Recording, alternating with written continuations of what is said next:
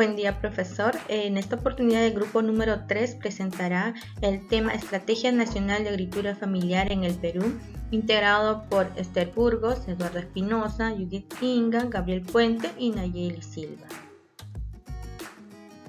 La agricultura familiar en América Latina y el Caribe. Como sabemos, según la FAO, en América Latina y el Caribe, la agricultura familiar abarca más del 80% de los agricultores, que genera entre el 57 y el 77% del empleo agrícola y soporta gran parte de la alimentación de las regiones, siendo saludable y sustentable para la alimentación, nutrición de las familias rurales y urbanas. Además, la agricultura familiar es responsable del abastecimiento del 70% de los alimentos en el mundo y es la base para la producción sostenible de los alimentos, orientada a lograr la seguridad alimentaria y erradicar la pobreza. En los años de 1960 y 1970 se desarrolló un proceso de reforma agraria con varias etapas en el Perú, cuyo marco de expropiación eran los latifundios y se formaron empresas de tipo cooperativo, pero muchos de ellos fueron disueltas y parceladas posteriormente. Ante esto, los beneficiarios directos de esta reforma fueron principalmente los antiguos empleados de las haciendas y los miembros de las comunidades campesinas que eran subordinadas a las haciendas, quienes representaron un porcentaje relativamente bajo del total de la población rural. Ante ello, en el año 2014 se creó la Comisión Multisectorial de Naturaleza Temporal denominada Comisión del Año Internacional de la Agricultura Familiar 2014. Esto mediante un decreto supremo 121-2014, que fue adscrita al Ministerio de Agricultura y Riego, con la finalidad de resaltar el papel protagónico de la agricultura familiar, con el objetivo de alcanzar la seguridad alimentaria a nivel nacional. Regional y local. Estas actividades fueron implementadas en ese año que era denominado Año Internacional de la Agricultura Familiar, contando con la participación de diversas instituciones del sector público, privado y también de la sociedad civil. En este marco de la Comisión Multisectorial se consideró también elaborar la Estrategia Nacional de Agricultura Familiar para el 2015 al 2021. Esta fue aprobada con el Decreto Supremo 009-2015 del Ministerio de Agricultura y Riego, con el fin de proponer y orientar y organizar la intervención integral del Estado a favor de los resultados para los agricultores familiares.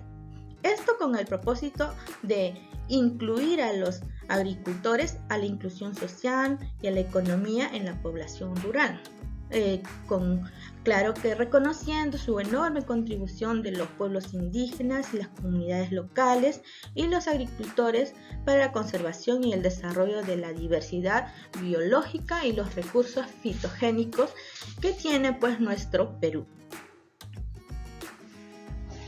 La agricultura familiar en América Latina es fundamental para activar el desarrollo de la inclusión social, ya que más de 17 millones de unidades productivas de América Latina y el Caribe agrupan una población de 60 millones de personas, que generan entre el 30 y el 60% del total de la producción alimentaria y el 57 y el 77% del empleo en el país de Perú.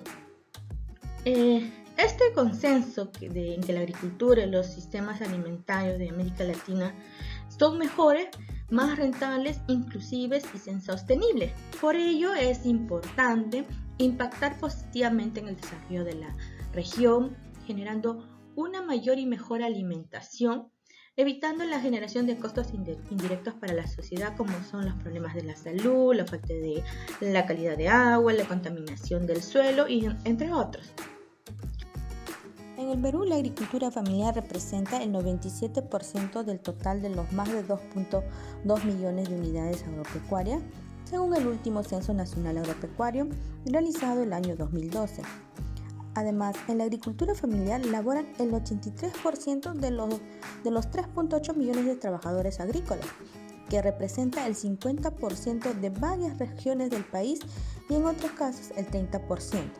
Siendo de vital importancia la agricultura para el desarrollo nacional.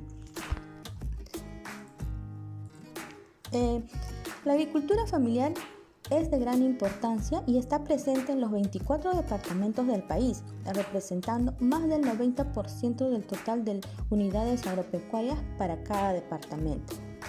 A continuación, mi grupo analizará la Estrategia Nacional de Agricultura Familiar en el Perú. Siguiendo con la exposición, yo vengo a hablar sobre la Estrategia Nacional de Agricultura Familiar. La agricultura familiar es calificada primordialmente por el predominante uso de la fuerza del trabajo familiar. El acceso a los recursos, tales como el agua, la tierra y capital, son ilimitados en este rubro. La habilidad de supervivencia es mediante ingresos múltiples, dado por su heterogeneidad. Además, es multiactiva, lo que significa que cuenta con diversas actividades generadoras de ingresos en zonas rurales o urbanas. De esta forma, se transmite nuestra cultura milenaria, lo cual se manifiesta en las artes, las instituciones, la economía y la biodiversidad. La agricultura familiar se desempeña mediante la interrelación dinámica con el entorno social, económico, cultural y ambiental. De esta forma, así se mantiene un fuerte vínculo de la unidad productiva familiar, ya que cuentan con los mismos recursos y las decisiones sobre su empleo influyen en la familia como en la unidad productiva. De otro lado, la agricultura familiar implica un gran aporte del apoyo comunitario. En el último censo nacional se pudo visualizar que existen más de 7.500 comunidades que están conformadas por 6.277 campesinas y 1.322 nativas. Vale resaltar que no solo albergan una gran parte importante de productores, sino también que controlan una gran parte de la superficie agropecuaria. Frente al contexto actual, está lejos de desaparecer. Las comunidades se han vuelto más productivas e institucionales ante las condiciones cambiantes en el desarrollo y al acceso del mercado. Ahora, la historia de la agricultura familiar en el Perú. La agricultura familiar es fundamental para el desarrollo económico y la inclusión social en el Perú. Por ello, se están formando condiciones para poder impulsar la articulación de las intervenciones intersectoriales, intergubernamentales e institucionales a favor de los agricultores familiares de las regiones del país. En diciembre de 2011, la Asamblea General de las Naciones Unidas, mediante la resolución ARS 6622, proclamó para el año 2014 como el Año Internacional de las Naciones Unidas, el Año Internacional de la Agricultura Familiar, con el objetivo de incrementar la visibilidad de la agricultura familiar y la agricultura a pequeña escala, llamando la atención sobre su importante papel que es erradicar la pobreza y el hambre, la seguridad alimentaria y la nutrición, la mejora de vida, la gestión de los recursos naturales y la protección del medio ambiente, que es muy importante. El desarrollo sostenible, particularmente en las zonas rurales. En el Perú se contempla su gran importancia ya que predomina sobre otras formas de agricultura y tiene su participación importante en la mayoría de las regiones. Con esta nueva resolución, el Ministerio de Agricultura y Riego busca implementar, fiscalizar el programa de actividades oficiales con el objetivo de resaltar el papel protagónico de la agricultura familiar para llegar a alcanzar la seguridad alimentaria a nivel nacional, regional y local. Las actividades implementadas durante el Año Internacional contaron con la participación de las instituciones del sector público, privado y local. A continuación, le daré pase a mi siguiente compañero. Gracias. Puesto por mi compañero Eduardo, yo voy a hablar sobre las limitaciones de la agricultura familiar y cómo se encuentra la agricultura familiar en la actualidad, pero con respecto a los créditos. Bueno, el COVID ha generado que se deteriore el desarrollo de la agricultura familiar, ya que ha expuesto las carencias de este tipo de agricultura, como podemos recapitular la baja protección, ya sea personal o sanitaria. No tienen protocolos sanitarios, tampoco protocolos de seguridad. Hay muchos obstáculos en el transporte y la cadena de distribución de los productos se ha visto paralizada por las restricciones de inmovilización que decretó el gobierno. Ahora, como se puede apreciar en la primera imagen, no vemos, no hay evidencia de que los trabajadores estén usando correctamente su mascarilla y no están trabajando con guantes. Entonces vemos que no hay protocolos de seguridad. Esto puede ser una limitación que no permita el desarrollo íntegro de la agricultura familiar, ¿no?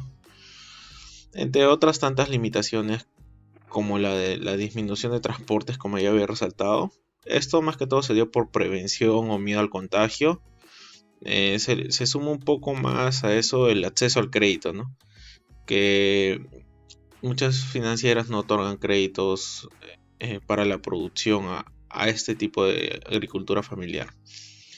Ahora, la agricultura familiar se encuentra un poco abandonada por las instituciones financieras y cabe resaltar que el porcentaje de productores que cuentan con créditos no alcanzan ni siquiera el 10%. Las microfinancieras han reservado su exposición efectiva a este tipo de agricultura. Adicional a ello, el agrobanco también suele pasar por etapas en las que su situación patrimonial es frágil. Esto hace que que las personas duden si es que puede el agrobanco satisfacer las necesidades de crédito a las familias agrícolas. Esas dos limitaciones, el COVID y el crédito, son las más destacadas. Sin embargo, el minifundio también puede tomar relevancia, ya que, para entrar en contexto, el minifundio es una pequeña extensión de parcela, o como todos los conocemos como tierra, ¿no? En la cual se desarrollan las actividades agrícolas o ganaderas. La principal característica es que es de poca extensión. En promedio tienen menos de 10 hectáreas. La agricultura familiar peruana está constituida por parceleros, de los cuales el 85% tiene parcelas con menos de 10 hectáreas.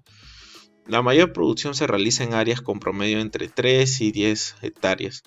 Lo preocupante es que hay 5.7 millones de predios rurales y solamente se han inscrito en los registros públicos 1.9 millones, es decir, un tercio del minifundío sigue creciendo. Esto quiere decir que no se ha dado la formalidad del caso de que hayan podido registrar, en registros públicos su parcela, ¿no?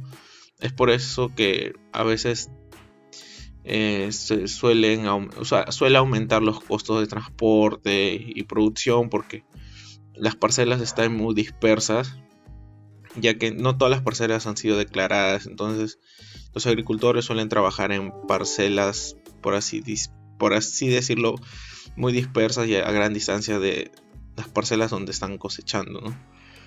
Estas particiones de parcela en pequeños minifundios y gran dispersión constituyen un límite para la agricultura, ya que con esto también disminuiría la eficiencia productiva y, como ya lo mencioné, aumentaría los costos de transporte. Bueno, en este caso hemos considerado una limitación el minifundio, ya que el principal activo del cual disponen los agricultores es la parcela, ¿no? Entonces, por tanto, los derechos de esa propiedad requieren de un reconocimiento legal para que así puedan respaldar su producción, ya sea ante los entes reguladores, ¿no? Ahora, voy a contextualizar un poco sobre la agricultura familiar en la actualidad, más que todo con el tema de créditos, bueno, no tanto de reprogramaciones, pero sí extensión de plazos para que la agricultura no se vea afectada por el COVID, ¿no? Bueno, como les comentaba, en la actualidad la agricultura familiar cuenta con el apoyo de FAEAGRO, que gracias al gobierno se pudo extender los alcances hasta junio de este año, del 2021. Esto quiere decir que los productores de cultivos de temporada o cultivos permanentes y los que practican actividades pecuarias serán beneficiados, fortaleciendo así la agricultura familiar. El gobierno tomó medidas para que la economía se mantenga activa y la calidad de vida de los pequeños productores agropecuarios que forman parte de la agricultura familiar no se deteriore, por lo que han ampliado la cobertura de riesgo crediticio del Fondo Programa de Garantía del Gobierno Nacional, exclusivamente para el financiamiento agrario empresarial, más conocido como el FAEAGRO, ¿no? Hasta el 30 de junio de este año, como ya lo mencioné, y bueno, según las estimaciones, la cobertura no puede exceder, no va a exceder más del 30 de junio de 2022. ¿Cómo nace el FAEAGRO? A partir del decreto de urgencia 140-2020, en el cual se detalla las medidas que se iban a aplicar para que los pequeños productores agropecuarios no se vean afectados por el contexto local e internacional que está ocasionando el COVID. Ahora, estos créditos son exclusivamente para capital de trabajo, ya que se busca que la campaña agrícola del 2020 al 2021 no se hubiera visto afectada, para que así se desarrolle con normalidad la producción de los cultivos. Como ya mencioné, puede ser cultivos permanentes o cultivos transitorios, que es estacionarios por estaciones, ¿no? Para así evitar el desabastecimiento de alimentos a nivel nacional. Lo que se buscaba era que asegurar la campaña agrícola para que no haya desabastecimiento de alimentos a nivel nacional, ¿no? Que esto se dio un poco por los paros que hubo al principio de la pandemia. Ahora, el FAEAGRO cuenta con una disponibilidad de 2.000 millones de soles para otorgar líneas de financiamiento a pequeños productores agrícolas y pecuarios. Así podrán llevar a cabo la campaña agrícola adecuadamente, ¿no? Bueno, el fondo en principio los fondos vencían el 31 de diciembre de 2020. Sin embargo, para potenciar y asegurar la campaña agrícola, han otorgado esta vigencia hasta el 30 de junio del 2021 y no puede sobrepasar el 30 de junio del 2022 la vigencia de la cobertura, ¿no? El único requisito para aplicar a ser beneficiario del FAEAGRO es que cuente con una línea de crédito revolvente para capital de trabajo. Ahora, un poco para comentar del FAEAGRO, podemos ver en el comparativo de que el FAEAGRO tiene una tasa de interés más alta que el FAEMIPE, el FAETurismo y el RATIVA, ¿no? Esto se basa generalmente porque el Ministerio de Economía y Finanzas fue el que diseñó el FAEAGRO y no la entidad correspondiente, no consultaron a la entidad correspondiente, que era el Ministerio de Riego y y agricultura, ¿no?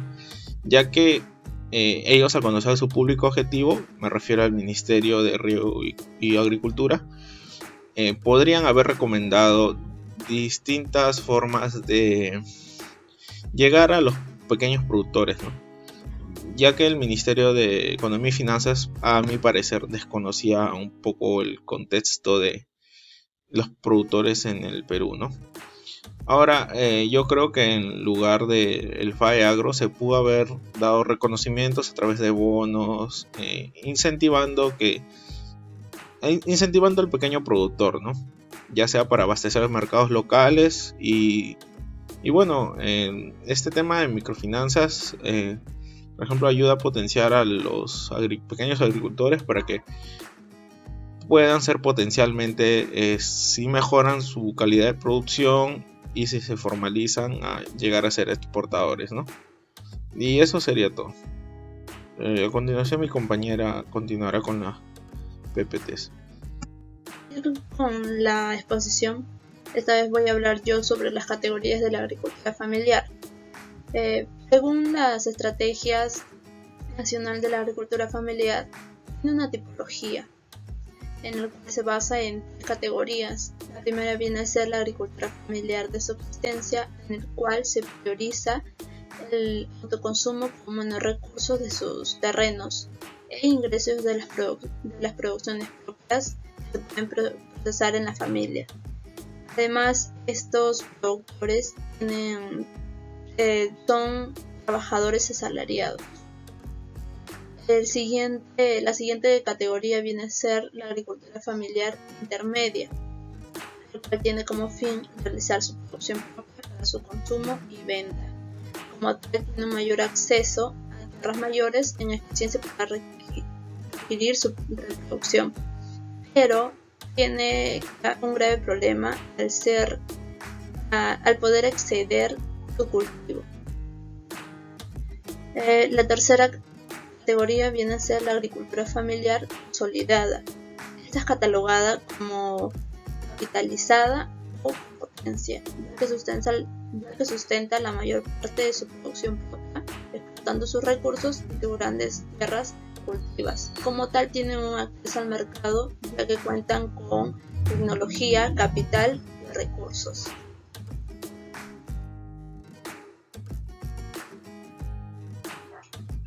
Ahora hablaré sobre el tema del productor o agropecuario. El agricultor puede ser una persona natural o una persona jurídica que esté dentro de la actividad de agricultura. Como tal, tiene una finalidad de priorizar la producción de las cosechas de sus tierras, al igual que tomar decisiones correctas y administrarlas para tener una buena actividad agrícola o pecuaria. Y si hablamos según socioeconomía por región, hay un total de agricultores de 2.246.702, en el cual se diferencia por las personas naturales, que vienen a ser el 99.4%, y las personas jurídicas nada más son el 0.6%. Pero si hablamos según sus características socioeconómicas por región, solo el 13% de los agricultores de la costa acceden a los créditos y el 5% son de la sierra, los cuales se benefician en algunas entidades bancarias. Asimismo, el 6% y 7% reciben asistencia técnica en la costa y selva, a diferencia que solo el 2% llegan a ser de la sierra. Además, el 54% de los agricultores de la costa participan en asociaciones y el 17% y 10% son de la sierra y selva. Por otro lado, si hablamos según su sexo y edad, podemos observar que en la primera gráfica los agricultores según su sexo hay una gran diferencia en cuanto a los hombres y las mujeres, ya que los hombres llegan a ser un total de 1.554.781, en el cual llegan a ser un porcentaje de 69.2%.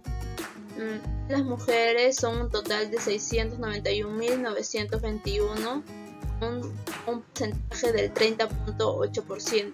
Además se menciona que de cada 10 agricultores, 7 son hombres y 3 son mujeres.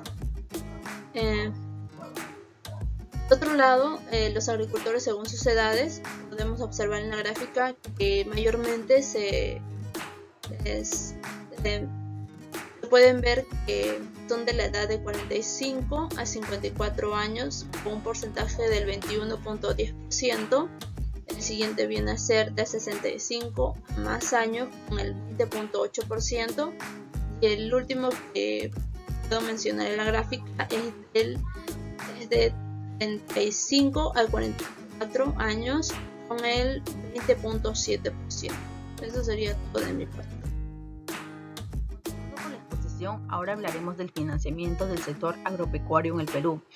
Las instituciones microfinancieras tienen como propósito brindar un servicio o producto financiero a las personas con bajos recursos con el objetivo de lograr su inclusión financiera, a la par que puedan vender servicios sostenibles en el tiempo y que van de acuerdo con su necesidad. GRECI 2021 nos menciona que el porcentaje de productores en la agricultura familiar con las instituciones financieras públicas como también privadas no llegan ni siquiera al 10%. Y esto se debe al poco apoyo que ha recibido el sector de la agricultura. A la misma vez, Agrobanco, que es una empresa estatal de derecho privado y su capital está constituido por aportes del Estado, en la actualidad muestra problemas en su patrimonio, con una cartera de morosidad de más del 80%, causando dudas sobre su capacidad para cubrir los financiamientos del sector agropecuario. Ahora hablamos de la agricultura familiar tradicional, que se realiza con métodos tradicionales, donde están expuestos a los riesgos climáticos, que incluyen la sequía, huaico, lluvias, heladas, o factores biológicos, que están las enfermedades y plagas.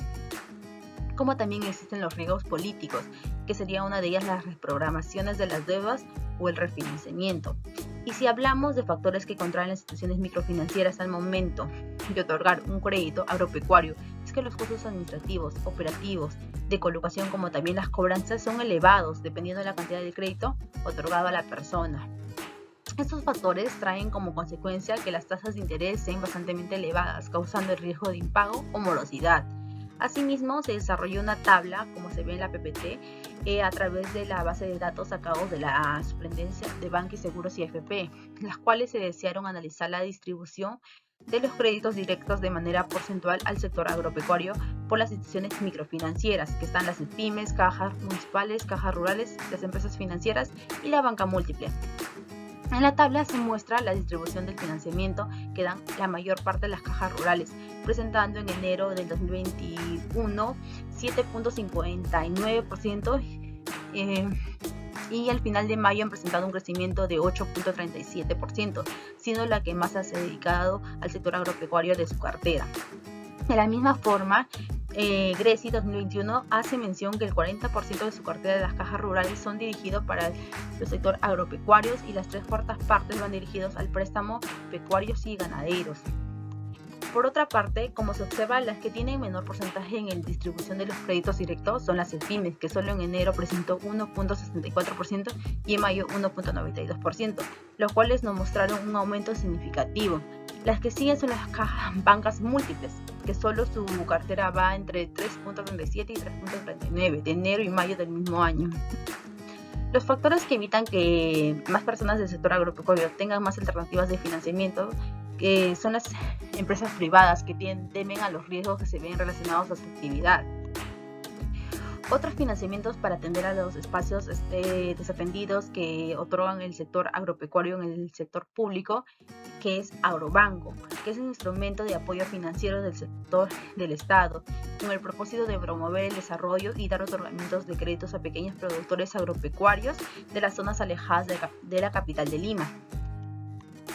Continuando con la exposición, ahora hablaremos acerca de los productos financieros dirigidos a las instituciones microfinancieras.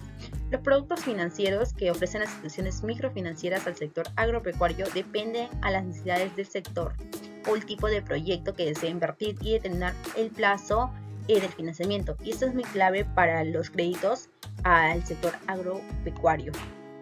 En los financiamientos de mediano plazo se encuentran los activos fijos, la instalación de cultivo, capital de trabajo, pero solo para la primera cosecha, cabe recalcar. Y los créditos a corto plazo son de capital de trabajo revolvente, la línea de preembarque y la de posembarque. Además, los créditos que se otorgan a las micro y pequeñas empresas generan 3 riesgos financieros a la agricultura familiar. En primer lugar está el riesgo sistemático, que es donde los agricultores a la inversión lo concentran en una sola actividad productiva, generando mayor impacto en el precio y la producción. En segundo lugar está la estacionalidad productiva, donde los ingresos se concentran en una sola temporada y su rotación de capital es pausada. Y finalmente están las garantías que construye al momento de obtener un crédito, ya que la actividad tiene rechazo por el sistema financiero por su tamaño y extrema dificultad en realizarse dicho proyecto. Muchas gracias.